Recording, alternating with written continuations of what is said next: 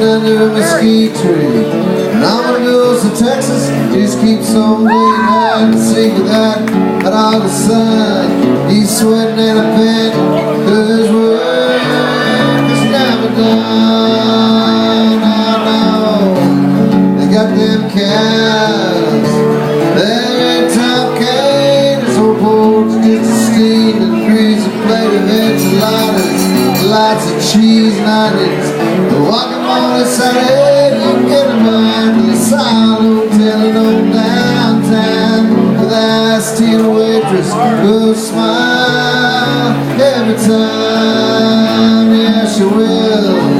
I left a quarter tip for my $10 bill. So porch the pilots walking on the main street in Texas. You ain't never seen her today. The GNR XS with that 62 poster that's almost faded down and a screen without a picture since John came to town. Oh yeah, oh, here we go.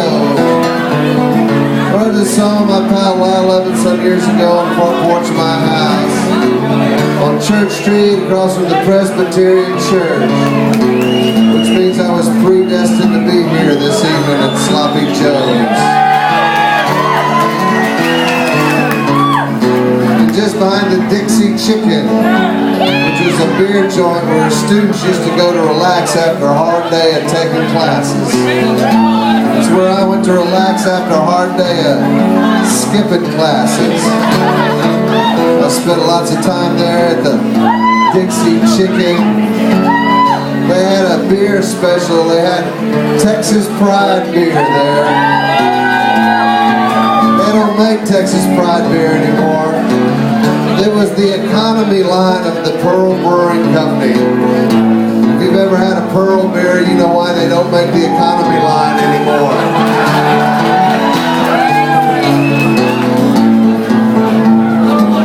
They had premium saltine crackers in giant glass jars, and they were free. So you could drink Pearl beer for about 35 cents a can and eat all the premium saltine crackers that your body could stand. And I know from personal experience you can do this about 4 days until you just get fuzzy and pass out right wherever you're standing. The rest of the time we used to spend picking and grinning. We played music. We played bluegrass music, which I always have to apologize to any bluegrass aficionado who might have walked up that porch and asked us what kind of music we were playing, and we told them that we were playing bluegrass music. And I know that Texans know everything about everything, but they don't know shit about bluegrass music. So we ruined it for a lot of people. The other thing we used to play is we played country music, played old country music, traditional country music, the good stuff, you know, Hank Williams, Ray Price, Willie Nelson. My best friend Brian Duckworth and I had a couple little cocktail dresses in the closet, and we used to do a duet where I was Tammy and he was Loretta. Of course, that was on the day 3 of our Texas Pride beer diet. And all my picking and grinning was only interrupted by our landlord, Mr. Jack Boyette, who used to pull up in the heat of the day and roll down the window just enough to be heard, not enough to let in the air conditioning escape, and he would holler out, "Why'd you stop me if you already knew the routine?" He'd holler out, Robert Keene, can you come help me for a minute?" I'd jump in his truck and we'd go south of town to his ranch where he'd fix his barbed wire fences and feed his crowbait horses. And at the end of the day, we'd stand out in the pasture and count his Hereford Cross cattle. I never had the courage to ask him what he crossed them with, but I went to an agricultural college and I knew for damn sure he didn't cross them with other cows. Afterwards, we'd go to his house and his wife would fix us a pimento cheese sandwich. we'd sit down at that little formica table in that little kitchenette and hold hands. He'd say grace, and then we'd split that sandwich 3 ways. And afterwards, he'd pull out a ragged check out of his khaki shirt pocket, and he'd lean across that table. He'd write in the pay the order section, he'd write, Robert Keene, Robert Keene. He really didn't do that, I just like saying my name.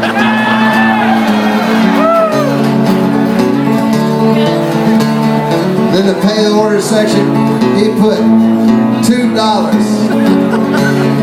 He put $2, just like that, and a little bell would ring over our heads. I don't know why that ever happened. He'd look up at me and say, is that enough, Robert Keene, Robert Keene?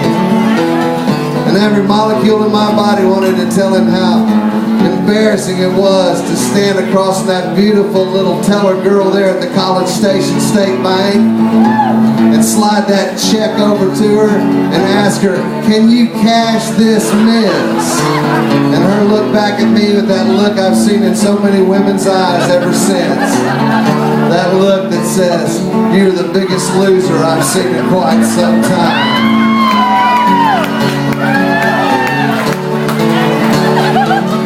But I couldn't tell him that, no I couldn't, because I was an Aggie.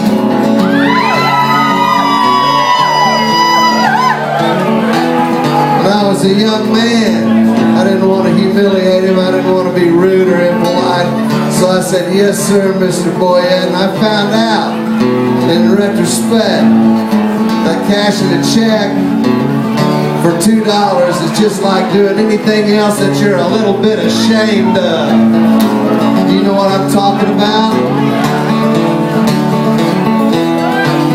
Cashing a check for $2 is just like doing anything that you're a little bit ashamed of. Once you do it once, you'll do it again and again and again and again and again.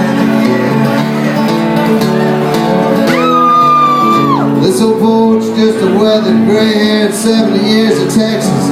He's doing all he can not to get into the city. It always takes the real late, so long as I run his cattle. He picks me up at dinner time.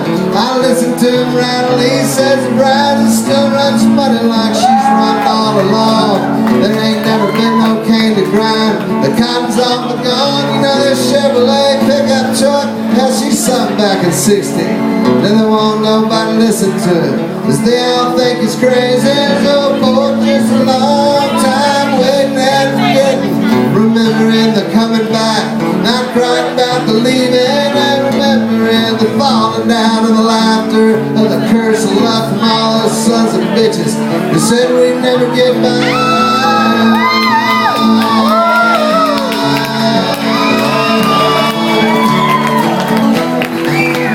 This old porch is just a big old red and white urban bull standing under a mesquite tree. Hiding on losers, keeps on playing hide and seek with that hot August sun. He's sweating at a pen, but his work is never done. I know a whole lot of old bulls in my life, and their work is never done.